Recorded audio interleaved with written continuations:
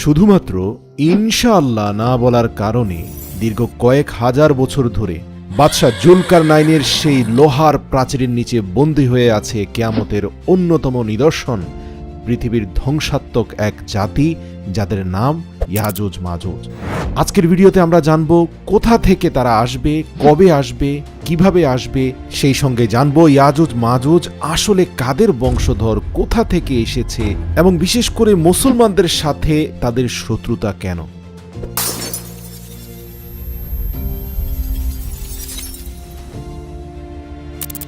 আর কিয়ামতের অন্যতম নিদর্শন ইয়াজুজ মাজুজ, তারা যখন প্রাচীর ভেঙে পৃথিবীতে আসতে পারবে, তারা পৃথিবীর সকল নদীর মিঠা পানি 2 দিনে খেয়ে শেষ করে ফেলবে। প্রশ্ন হচ্ছে, সে প্রাচীরটা বর্তমানে কোন দেশে অবস্থিত? জেনে অবাক হবেন, খুব সাম্প্রতিক কিছু সায়েন্টিস্ট সে প্রাচীরের সন্ধান পেয়েছেন। প্রিয় দর্শক, বাদশাহ জুলকারনাইন যিনি ছিলেন পুরো বিশ্বের বাদশাহ, সম্মানের চোখে পৃথিবীর প্রত্যেকটা ধর্মের মানুষ এ বাদশাকে আজও স্মরণ করে।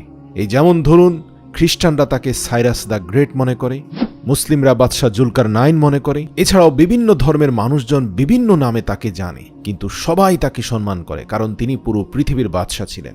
পবিত্র কোরআন থেকে জানা যায়, একবার তিনি লম্বা একটি সফরে গেলেন এবং তিনি এমন একটি স্থানে গেলেন যেখানে একটি পাহাড়ি ঝর্ণা পড়ছে, তার অপরদিকে সমুদ্র, এবং তিনি দেখতে পেলেন লাল টুকটুকে সূর্য সমুদ্রের পানির নিচে ডুবে যাচ্ছে, মানে সূর্য অস্ত যাচ্ছে।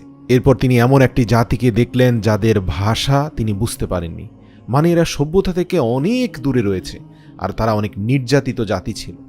পবিত্র কোরআনে আল্লাহ তাআলা বলেন, এরপর আমি জুলকারনাইনকে বললাম, হয়তো তুমি তাদেরকে শাস্তি দাও আর নয়তো তাদের জন্য ভালো কিছু করো। এ কথার মানে হচ্ছে, এই জাতি হযরত জুলকারনাইনের কাছে আশ্রয় চাচ্ছিল।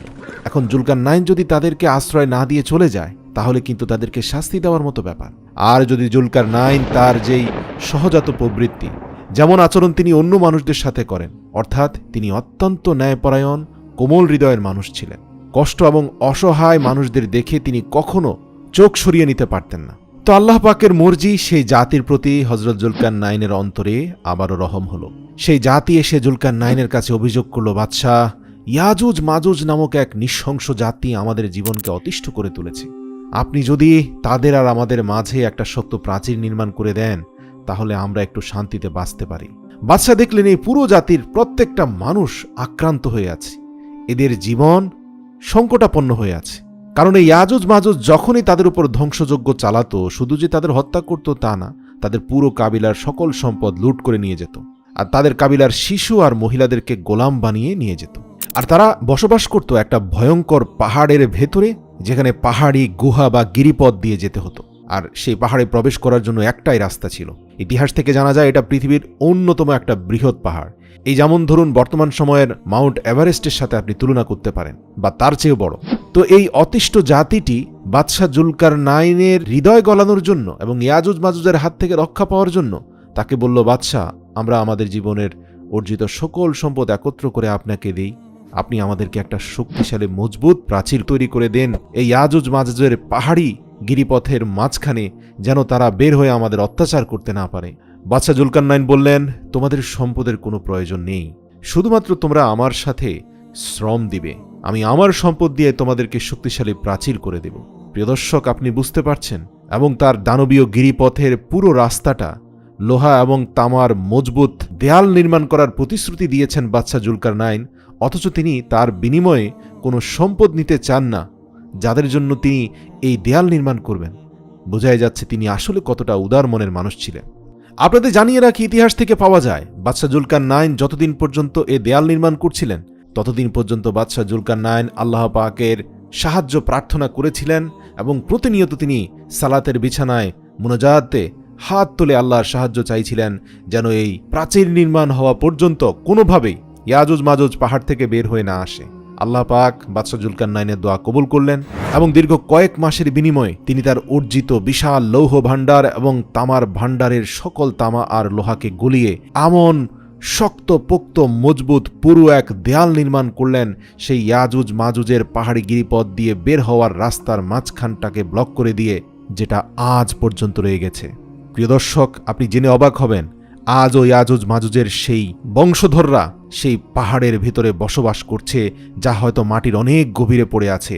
সূর্যের আলোবিহীন এরা এখনও সেখানে বেঁচে আছে, এমনও তাদের নিজেদের শক্তি সামর্থ্য জোগাড় করছে, এবং প্রতিদিন এই প্রাচীর তারা তাদের নখ দিয়ে অর্ধেকটা পর্যন্ত খুইয়ে ফেলে, আর যাওয়ার সময় বলে আমরা বাকিটা আগামী দিন শেষ করব। কিন্তু তারা ইনশাআল্লাহ বলে না বলে পরের দিন এসে যখনই সে প্রাচীর ভাঙতে যায়, দেখে যে তা আবার পুরনো অবস্থায় চলে গিয়েছে।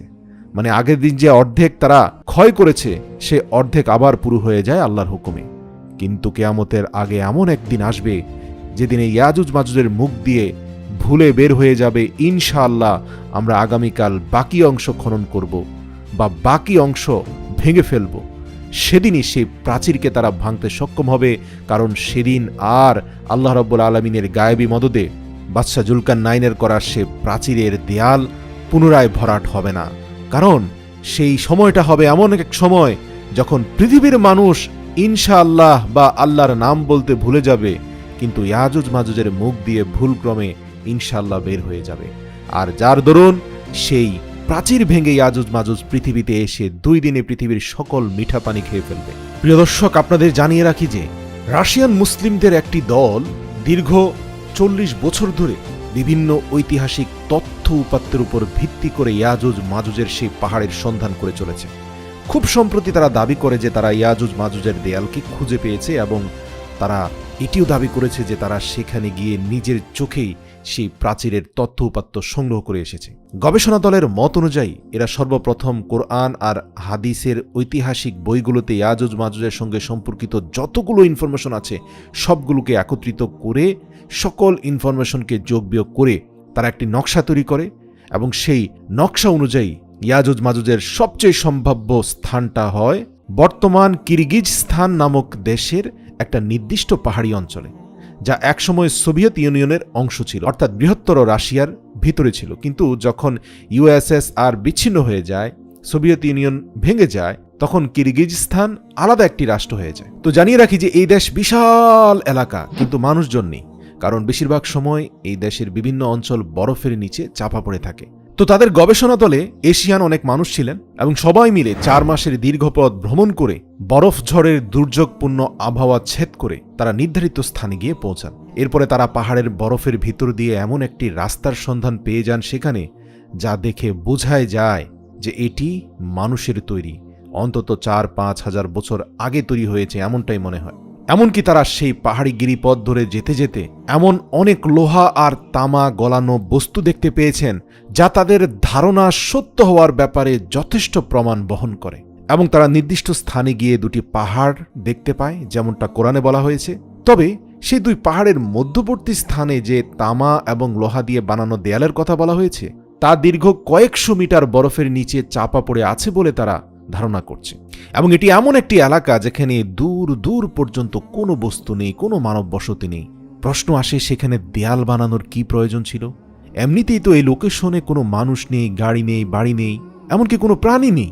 কোনো যানবাহনের সাহায্য নিয়ে এখানে আসা যায় না। এই গবেষণা দলটি এসেছে হেলিকপ্টার চড়ে।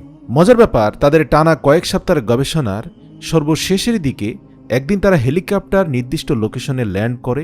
এরপরে তারা মেটাল ডিটেক্টর দিয়ে সেখানে চেক করে, এবং তাৎক্ষণিক তারা একটা সিগন্যাল পায়। আর এটি এই কথার নিশানা যে এই বরফের পুরো আস্তরের নিচে 1000 বছরেরও পুরনো মেটাল বা লোহা এবং তামা দিয়ে তৈরি প্রাচীর রয়েছে। তবে এই গবেষণা এখনও চলমান, এখনও এর অনেক জবাব খোঁজার বাকি রয়েছে। এই গবেষণা টিম এখনও প্রকাশ্যে সবকিছু প্রকাশও করছে না। হয়তো অনেকে এটা নিয়ে হাসি তামাশা বানাতে পারে, কিন্তু এতে কোনো সন্দেহ নেই পবিত্র কোরআনের ভবিষ্যৎবাণী কখনোই মিথ্যা হয় না। কোনো সন্দেহ নেই কিয়ামতের আগে আল্লাহর বলা সেই সত্য ফলিত হবে। ঠিকই কোনো না কোনো দিন ইয়াজুজ মাজুজ পৃথিবীর বুকে ছড়িয়ে পড়বে।